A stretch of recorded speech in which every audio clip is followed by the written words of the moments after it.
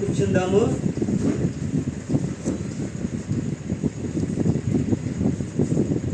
మొదటిగా దేవునికి మహిమ కలుగును కాక. కూడిచ్చిన మీ అందరికీ నా హృదయపూర్వక వందనాలు తెలియజేయించున్నాను. కాబట్టి వాక్యములో మనం వెళ్ళిపోయేవారి ఉందాము. వాక్యంలో నుండి మనం కొన్ని జ్ఞాన సంగతులు మనం ఆలోచించేవారిగా ఉండాలి. 8వ కీర్తనము 4వ చరణం చదువుదాం ఒకసారి. కీర్తనాలు 8 4వ చరణం.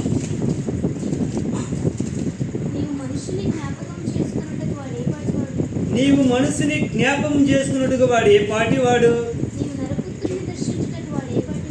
నువ్వు నరపుత్రుని దర్శించుటకు వాడు ఏ పాటి వాడు? ఇక్కడ మనం చూసిన ఒక లేఖనాన్ని మనము ధ్యానించే వరకు అయితే ఇక్కడ ఏంటంటే, నీవు మనసుని జ్ఞాపకము చేసుకున్నట్టుకు వాడే పాటి వాడు, నీవు నరుపుత్రుని దర్శించుటకు వాడే పాటి వాడు. దేవునికి మహిమ కలుగును కాక.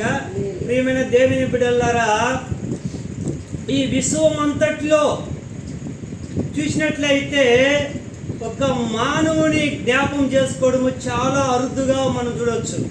దేవుడి విశ్వాన్ని అంతటి కూడా చేసి ఈ ఆకాశంలో కోట్లాది కొన్ని మిలియన్ల డాలర్ల అంత నక్షత్రములు సృష్టించి ఈ విశ్వం అంతా కూడా పోల్చుకుని మానవుని చూసినట్లయితే ఒక చిన్న ఒక వ్యక్తిగా మానవుడు కనిపిస్తున్నాడు. కాబట్టి దేవునికి ఎప్పుడు కూడా కోట్లాది దేవదూతలు ఉన్నారు.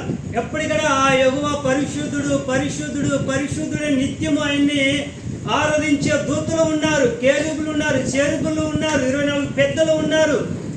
విశ్వం అంతట్లో చూసినట్లయితే దేవునికి లెక్కలేని జీవరాశులు ఉన్నాయి. అన్నిటికీ ఉన్నప్పటికీ కూడా ఎన్నిక లేని మనలని దేవుడు ఎన్నుకున్నట్టుగా మనం చూస్తున్నాం. దేవునికి మహిమ కలుగును కాక.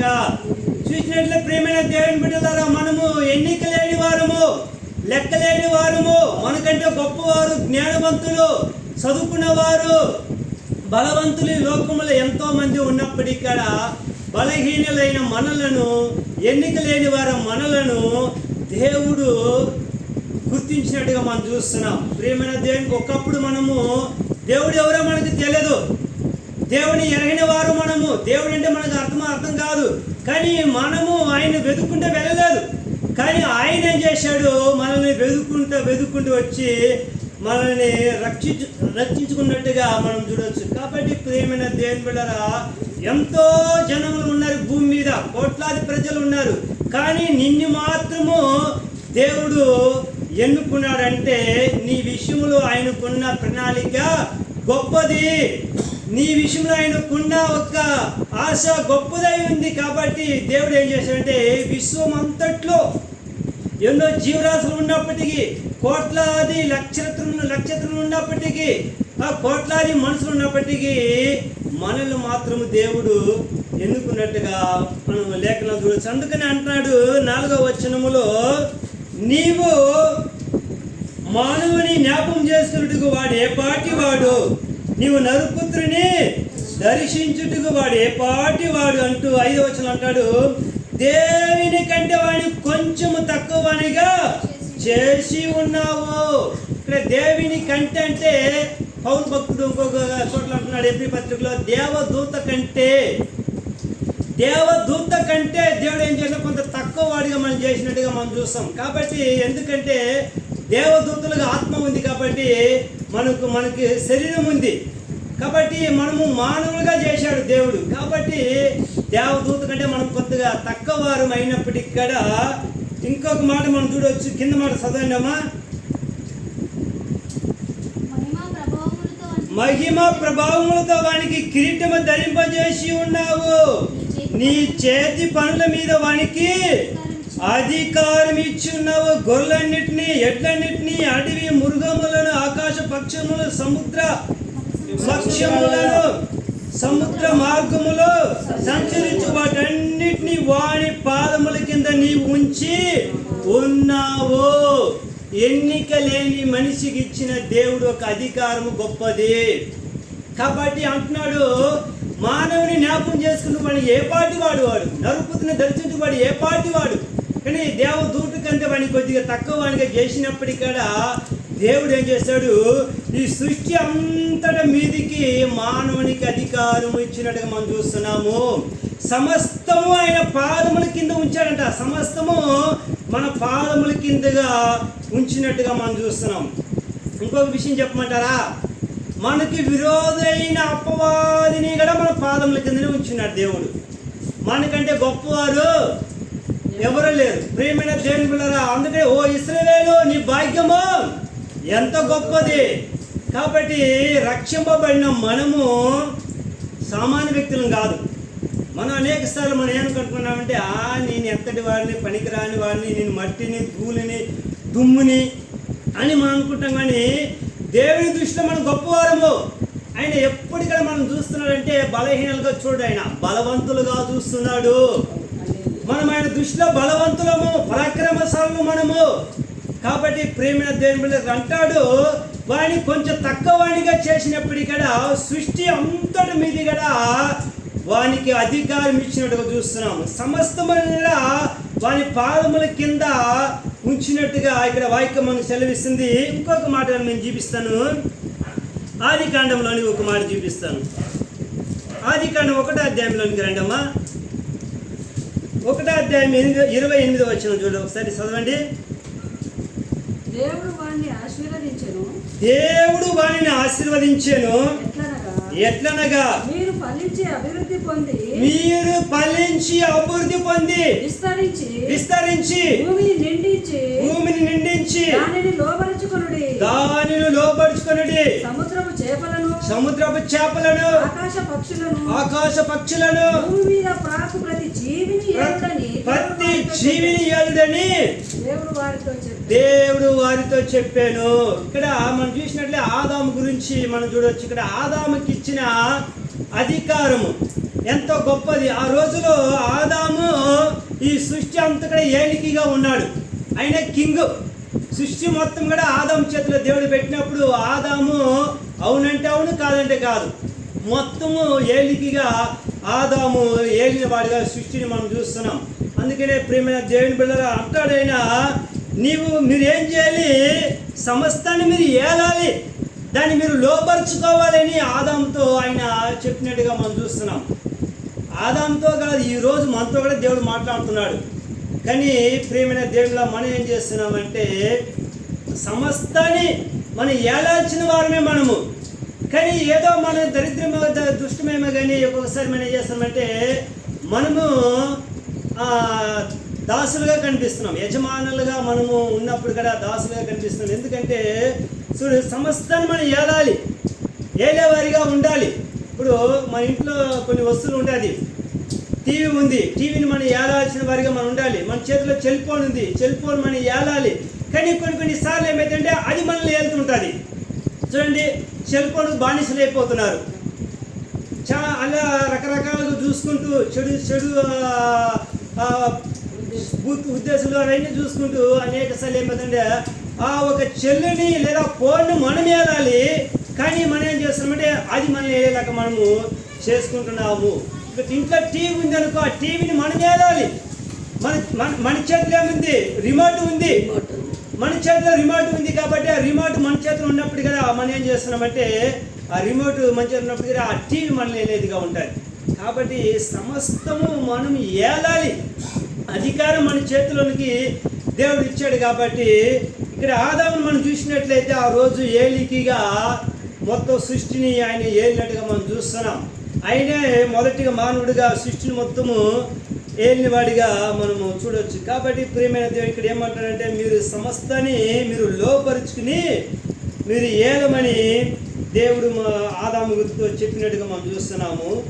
తర్వాత ఏమైందంటే ఆదాముకు ఒక పరీక్ష దేవుడు పెట్టినట్టుగా మనం చూస్తున్నాం. ఆయన ఏమంటాడంటే, ఈ తోట మధ్యలో ఉన్న జీవవృక్ష ఫలం అన్నింటినీ మీరు తినండి, అయితే మంచి చెట్ల ఫలం వచ్చి వృక్ష ఫలం మాత్రం మీరు తినద్దు. వాటిని తింటిరా మీరేం చేస్తారు, చచ్చిపోతారన్నాడు దేవుడు. ఆజ్ఞ దేవుడు ఇచ్చినట్టుగా మనం చూస్తున్నాం. కాబట్టి ప్రియమైన దేవుని బిడ్డల ఇక్కడ మనం చూసినట్లయితే దేవుడు ఒక పరీక్ష పెట్టినప్పుడు ఆ పరీక్షలో ఆదాము ఏం చేశాడంటే పాస్ అవ్వలేకపోయాడు. పాస్ అయితే బాగుండేది కానీ పాస్ అవ్వలేకపోయినట్టుగా మనము ఇక్కడ చూడవచ్చు. 3వ అధ్యాయంలోనికి మనం వచ్చినప్పుడు ఇక్కడ ఒక 3వ అధ్యాయం 1వ వచనంలో అంటాడు, దేవుడైన యెహోవా చేసిన సమస్త భూజంతులలో సర్పము యుక్తి గలదై ఉండేను. అది ఆ స్త్రీతో ఇది నిజమా ఈ తోట చెట్లలో దేని ఫలంలోనైనా మీరు తినకూడదని దేవుడు చెప్పేనా అని అడిగాడు. అందుకు ఆ స్త్రీ, ఈ తోట చెట్ల ఫలములను మేము తినవచ్చును, అయితే తోట మధ్యనున్న చెట్ల ఫలములను గురించి దేవుడు మీరు చావకుండానట్లు వాటిని తినకూడదని వాటిని ముట్టకూడదని చెప్పానని సర్పముతో అని. ఇక్కడ సర్పము ఇక్కడ మోసం చేసినట్టుగా మనం చూస్తున్నాం. కానీ ఏమంటదంటే ఇది నిజమా తర్వాత ఏమంటది, ఈ తోట మధ్యలో దేని ఫలమును అయినను మీరు తినకూడదని దేవుడు చెప్పేనా. పెద్ద బాంబు వేసినట్టుగా మనం చూస్తున్నాం. ఇప్పుడు వచ్చి ఆ బాంబుకు ఈ ఆదాములు అవులు వెళ్ళిపోయారు, అవుట్ అయిపోయినట్టుగా మనం చూస్తున్నాం. ఆ తర్వాత అవ్వమ్మ గారు ఏం చేస్తున్నారు, ఆ వృక్ష ఫలము తిన్నట్టుగా మనం చూస్తున్నాం. తిని తాను మాత్రమే కాదు కానీ తన తోటతో ఉన్న భర్త అక్కడ ఆ వృక్ష ఫలములు ఇచ్చినట్టుగా ఇక్కడ అవ్వ అవుట్ అయింది, ఆదాము కూడా అవుట్ అయినట్టుగా మనం చూస్తున్నాం. ఇక్కడ ఏంటంటే దేవుడు మొత్తాన్ని ఇక్కడ సృష్టిని అంతటా ఏడ్రా బాబు నీవు సృష్టి అంతగా నువ్వే ఏలికగా ఉండాలి అని దేవుడు ఇచ్చినప్పుడు ఇక్కడ ఆ సృష్టిని వాళ్ళు ఏం చేశారంటే ఏలేకపోయారు. ఆ సృష్టిని ఏం చేశారంటే తాకుడు పెట్టినట్టుగా మనం చూస్తున్నాం. ఆ సృష్టిని తాకుడు పెట్టేశారు. ఎందుకంటే అపవాది వచ్చి ఆ సర్వరూపంలో వచ్చి ఆయనతో వాళ్ళతో మాట్లాడినప్పుడు మోసపుచ్చినప్పుడు వాళ్ళు మోసపోయి ఆ సృష్టి మొత్తం కూడా ఏమైపోయిందంటే తాకుడు పెట్టినట్టుగా అపవాదికి వాళ్ళు ఇచ్చినట్టుగా మనం చూడవచ్చు. ఇక్కడ ఒక మాట చూద్దాం, లూకాసు వార్తలో మనకు కనిపిస్తుంది ఆ మాట. త్వరగా నేను చెప్పి ముగించాలని చూస్తాను. లూకాసు వార్త చూడండి ఒకసారి, 4వ అధ్యాయము 6వ వచనం.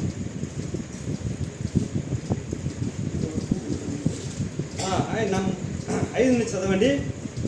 అప్పుడు అపవాది ఆయనను తీసుకొని పోయి భూలోక రాజ్యములన్నిటినీ ఒక్క నిమిషంలో ఆయనకు చూపించి ఈ అధికారం అంతయు ఈ రాజ్యముల మహిమయు నీకిత్తును అది నాకు అప్పగింపబడి ఉన్నది అది ఎవరికి నేను ఇయ్యకూడదునో వానికిత్తును. ఇక్కడ అపవాది చెప్పింది కొద్దిసారి ఆలోచన చేయండి. ఇక్కడ ఏమంటున్నాడంటే రాజ్యములన్నీ ఒక్క నిమిషంలో ఆయనకు చూపించి ఈ అధికారమంతయు ఈ రాజ్యముల మహిమయు నీకిత్తును, అది నాకు ఇవ్వబడింది అంటున్నాడు. ఈ అధికారం మనకి ఎలాగెళ్ళింది? ఎవరిచ్చారు మనకి అధికారము? చూసినారా దేవుని బిడ్డలారా, ఆదాము ఆ రోజు తాకడ పెట్టినట్టుగా మనం చూస్తున్నాం. ఆదాము ఎప్పుడైతే దేవుని ఆజ్ఞ ఆయన అధికరించి ఆ సృష్టి మీద ఏలికిగా ఆయన ఆదాము పెట్టినప్పుడు ఆ సృష్టిని ఆయన ఏళ్ళకుండా అపవాది మాట ఏని అపవాదికి బానిసవి సృష్టిని మొత్తంగా తాకడి. అందుకని అంటున్నాడు వాడు ఇక్కడ ఏమంటున్నాడంటే ఈ అధికారం అంతా ఈ రాజ్య మహిమ ఎంతయో నీకు ఇస్తున్నట్టున్నాడు. యేసుక్రీస్తు దగ్గర చెప్తున్నాడు. ఎవరబ్బ సొమ్ము మరి కానీ ఆ వాడు ఏం పెట్టినాడు, ఇది నీకు ఇస్తున్నట్టున్నాడు. ఈ అధికారం నాకు ఉన్నది, ఈ అధికారం మహిమంతా నాకు ఇవ్వబడింది, నాకు అప్పగింపబడింది, ఇది నీకు ఇస్తాను, నాకు నువ్వేం చేయాలి, సాష్టాంగ పడితే చాలు అని యేసుక్రీస్తు వాడు ఇక్కడ మనము మాట్లాడినట్టుగా మనం చూస్తున్నాం. కాబట్టి ప్రియమైన దేవుని బిడ్డలారా, ఆ దినములో ఆదాము కోల్పోయిన ఒక అధికారము, ఆదాము ఓడిపోయిన ఒక అధికారాన్ని మళ్ళీ 2వ ఆదాముగా ఏం చేశారంటే అధికారాన్ని తీసుకురావాలని చెప్పేసి 2వ ఆదాముగా ఈ లోకానికి రావడము, అపవాదిని జయించడము, ఆ తర్వాత అపవాది చేతులిచ్చే అధికారము తీసుకోవడము, అది మనకు అప్పగించడము, అవన్నీ కూడా మనము చూడవచ్చు. అందుకనే ఈ యొక్క 8వ కీర్తనలోనికి మళ్ళీ ఒకసారి రండి, ఒక మాట చూపిస్తాను. 8వ కీర్తన మనం చూడవచ్చు. కీర్తనాలు 8 తీసుకోము ఒకసారి.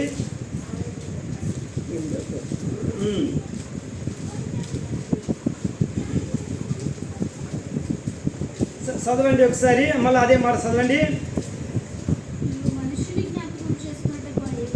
నీవు మనిషిని జ్ఞాపకం చేసుకుంటూ వాడు ఏ పాటి వాడు?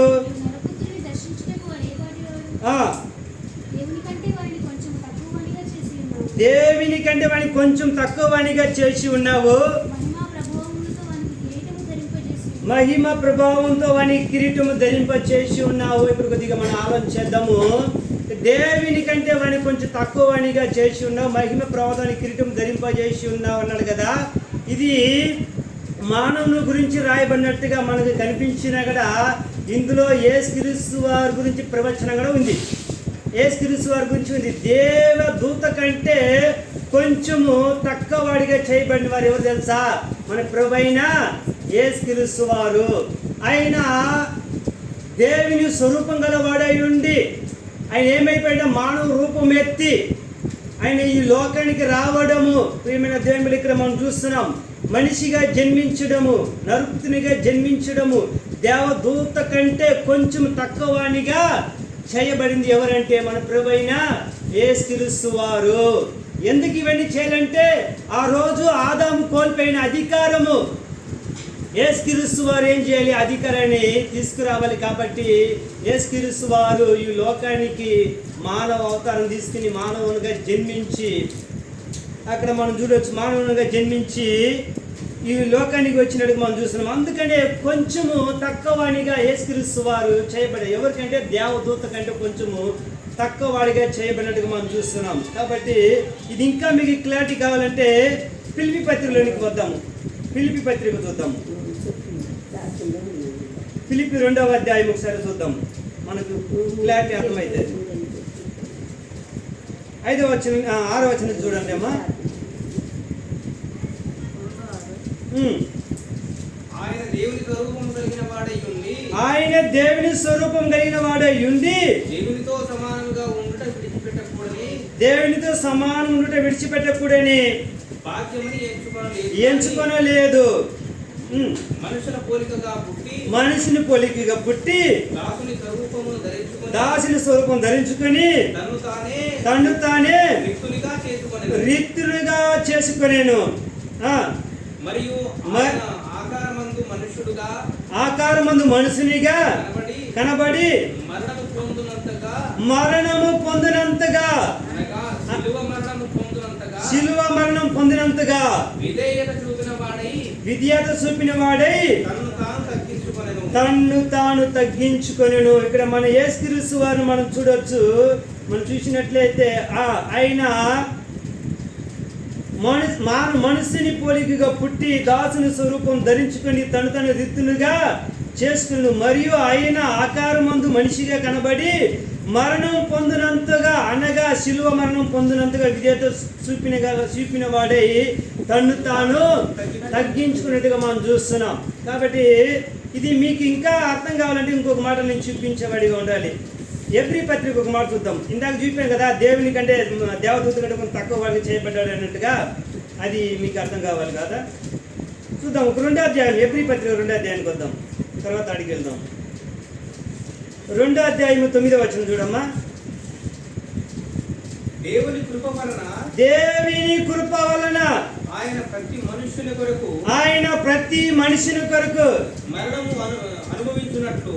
మరణం అనుభవించినట్లు దూతల కంటే కొంచెము, ఉంది ఇక్కడ, దూత కంటే కొంచెము తక్కువవాడుగా చేయబడిన యేసు మరణము పొందినందున మహిమ ప్రభావములతో కిరీటము ధరించిన వారిగా ఆయనను చూచుతున్నాము. 8వ కీర్తన ఇక్కడ కోట్ చేస్తున్నాడు పౌలు భక్తుడు. 8వ కీర్తన ఏమంటున్నాడంటే చూసినట్లయితే 9వ వచనం కదా, దేవుని కృప వలన ఆయన ప్రతి మనిషిని కొరకు మరణము అనుభవించినట్లు దూత కంటే, అక్కడ మనం చూసాం దేవుని కంటే అన్నాడు. ఇక్కడ దూత కంటే కొంచెము తక్కువనిగా చేయబడిన యేసు మరణము పొందినందున మహిమ ప్రభావముతో కిరీటము ధరించిన మహిమ వారిగా ఆ, ఆయనను చూచుచున్నాము. ఆయనను చూచుచున్నాము. కాబట్టి ఇక్కడ ఆ 8వ కీర్తనలో ఉంటున్న ఒకటి ఏంటంటే దేవుని కంటే కొంచెం తక్కువగా చేయబడిన వారు ఎవరంటే ఇక్కడ పౌలు భక్తులు అంటున్నాడు, దేవదూత కంటే కొంచెం తక్కువవాడు చేయబడిన వాడు యేసు అని ఇక్కడ మనం చూస్తున్నాం.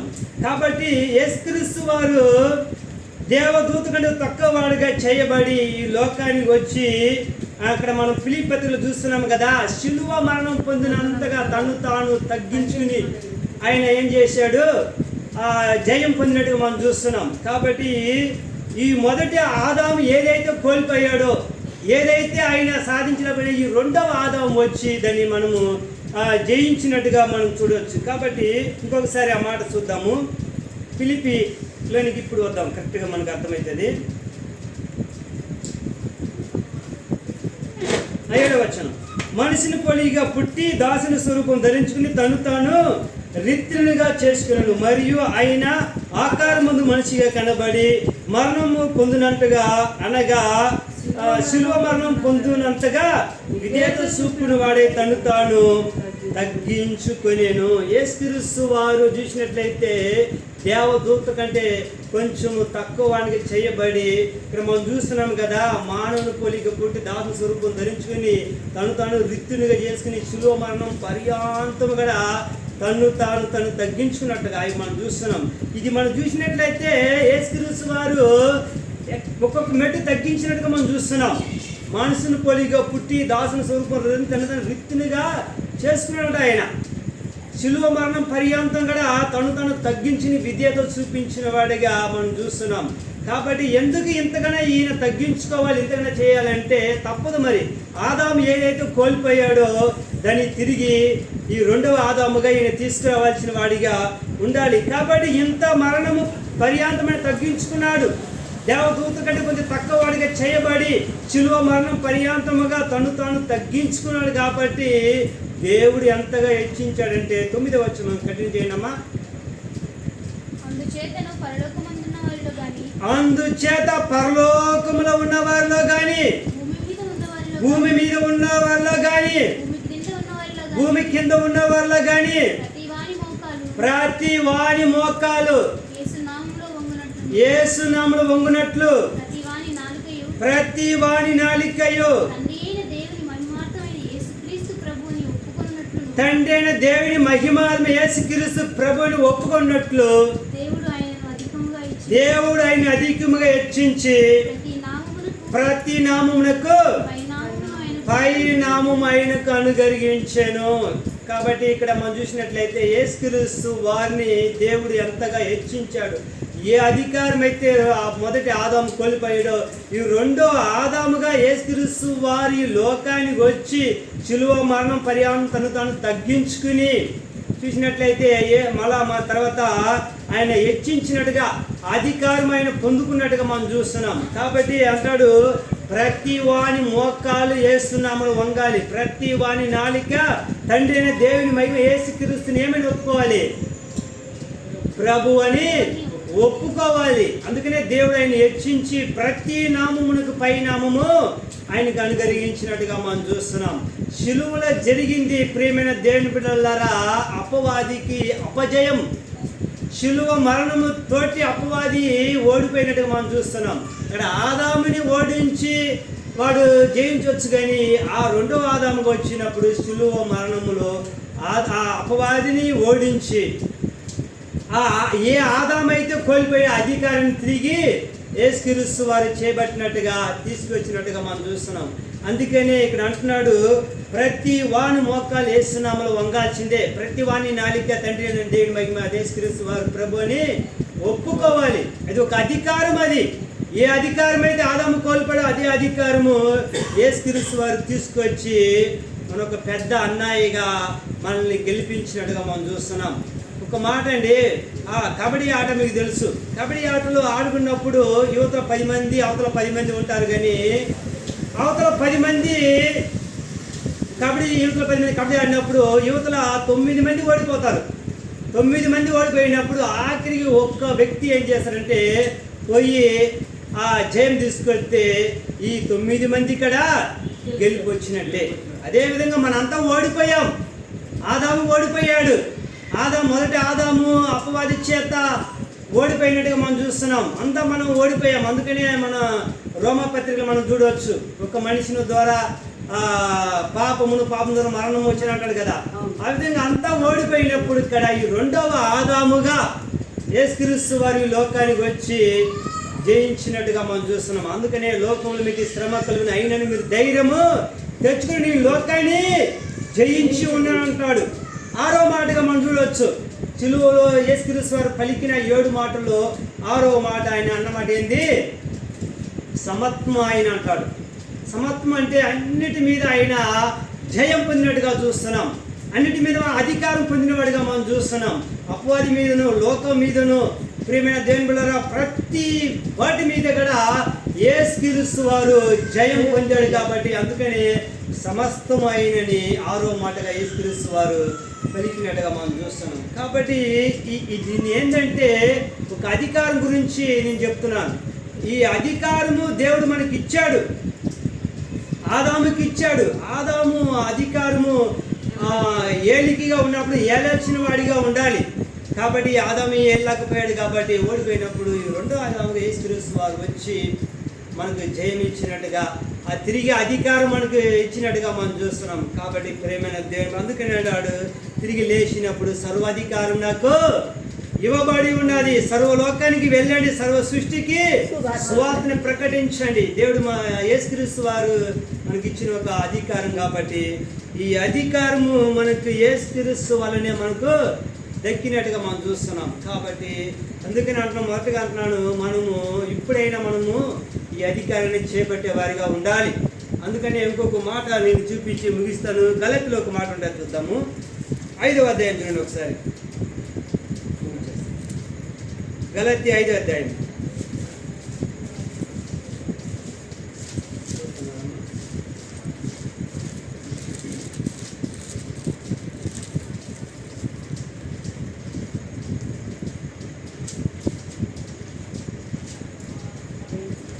గలతీ 5వ అధ్యాయం. గలతీ 5:1 వచ్చింది. ఈ స్వాతంత్రము అనుగ్రహించి, వినాలి బాగా, ఈ స్వాతంత్రం అనుగ్రహించి క్రీస్తు మనల్ని స్వతంత్రులుగా చేసి ఉన్నాడు. వినాలి, క్రీస్తు మనల్ని స్వతంత్రులుగా చేసి ఉన్నాడు. కాబట్టి మీరు స్థిరముగా నిలిచి, మీరు స్థిరముగా నిలిచి మరలా దాస్యమును కాడి క్రింద చిక్కుకొనకుడి. అది మరలా దాస్యమైన కాడి కింద చిక్కుకునే ప్రమాదం ఉందేమో. యేసుక్రీస్తు వారు స్వాతంత్రం మనకు తీసుకొచ్చాడు. కాబట్టి మనం స్థిరముగా ఉండాలి. మళ్ళీ ఆదాము లెక్క మనం మళ్ళీ ఆ కాడి కింద మనం ఏమేమకూడదు, చిక్కుకోకూడదు. మన దాసులము కాదు.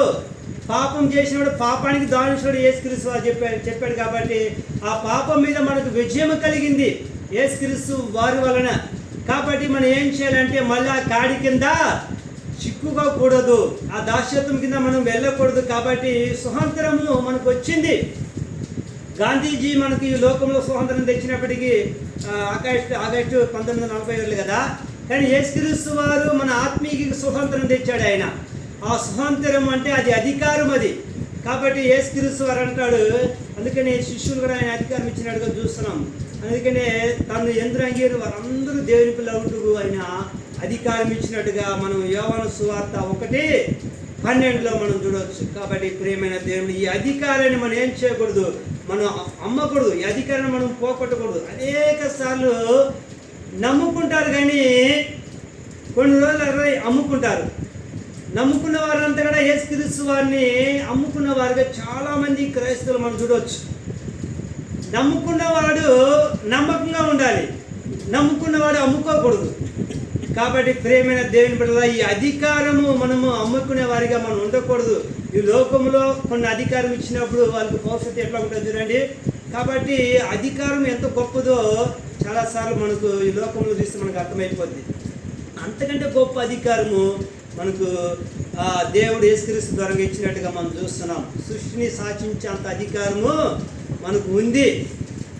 మనం మామూలు వ్యక్తులు, సామాన్య వ్యక్తులు కానే కాదు. కాబట్టి మనల్ని మనం గుర్తించాలి. మనల్ని మనం ఏం చేయాలి? గుర్తించే వారిగా ఉండాలి. ఒకసారి గాలి తుఫాను వచ్చినప్పుడు యేసుక్రీస్తు వారు గాలి తుఫాన్తో మాట్లాడారు. గాలి తుఫాన్తో మాట్లాడారు. ఆయన గాలితో అధికారం, అది ఆయనకున్న అధికారం చూడండి. ఆయన శాసించాడు. ఓ గాలి నిమ్మలమా అంటే అది మిక్కిలి నిమ్మలమైనది, అంత అధికారం. అదే అధికారము యేసుక్రీస్తు వారి ద్వారా దేవుడు మనకి ఇచ్చాడు. కాబట్టి మనం గాలి నిమ్మలం చేయకపోయినా కూడా ఈ లోకంలో చెలరేగుతున్న ఎంతో ప్రేమైన అపవాది ఒక క్రియలు, అపవాది ఒక అహంకారం నుంచి మనం ఏం చేయొచ్చు?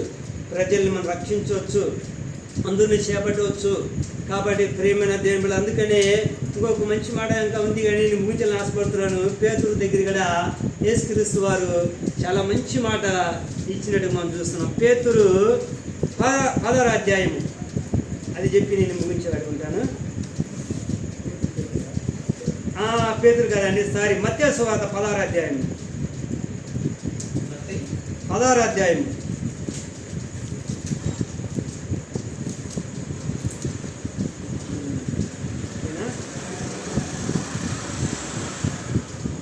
చూస్తున్నారమ్మా, ఎక్కడుంది? 16వ అధ్యాయము.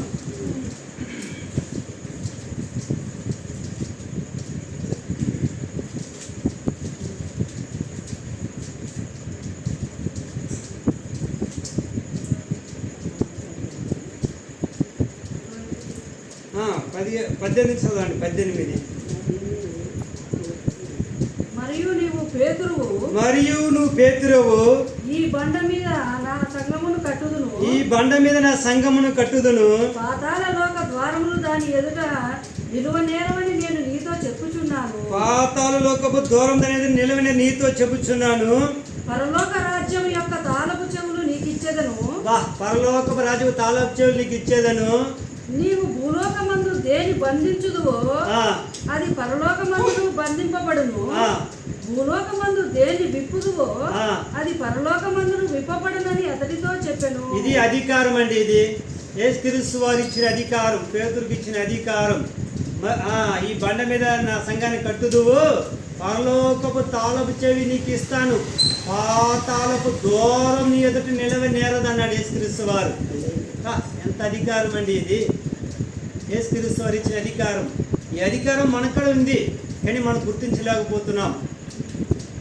ఈ అధికారం మన చేతిలో కూడా ఉంది. కాబట్టి ఈ అధికారముతో మనం ఏం చేయాలి? అపవాదిని మనం జయించవచ్చు, లోకాన్ని జయించవచ్చు. కాబట్టి ప్రేమైన దేవుని బిడ్డలారా, మనకు అంత అధికారం ఉంది. కాబట్టి ఇది మనం గుర్తించేవారిగా ఉండాలి. మళ్ళీ అంటున్నాను, మన సామాన్యమైన మనుషులము కాదు. కాబట్టి మనకి ఇచ్చిన అధికారము గొప్పది. కాబట్టి అధికారం మనం చేయబట్టుకుని మనం ఏం చేయాలి? ప్రార్థన చేసేవారిగా, జయించేవారిగా మనము ఉండాలని చాలాసార్లు చాలా వాక్యాలు ఉన్నాయి. ఇంకా నేను మీకు టైం ఎక్కువ తీసుకోలేదు కాబట్టి ఈ కొంత మాటల వరకు మీ వెనుకల్లో దేవుడు దీవించాలని ఈ మాటలు నేను ముగించుకుంటున్నాను. చిన్న ప్రార్థన చేసుకుంటాము. పరిశుద్ధుడా, పరిశుద్ధుడా, ప్రేమ గల తండ్రి, సజీవుడా, స్తోత్రాలు నాయనా. ఇదిగో ప్రభా, సృష్టి అంతటి మీద నాయనా మాకు మీరు అధికారం ఇచ్చారు. ఆ రోజుల్లో ఆదాము కూడా అధికారం ఇచ్చారు.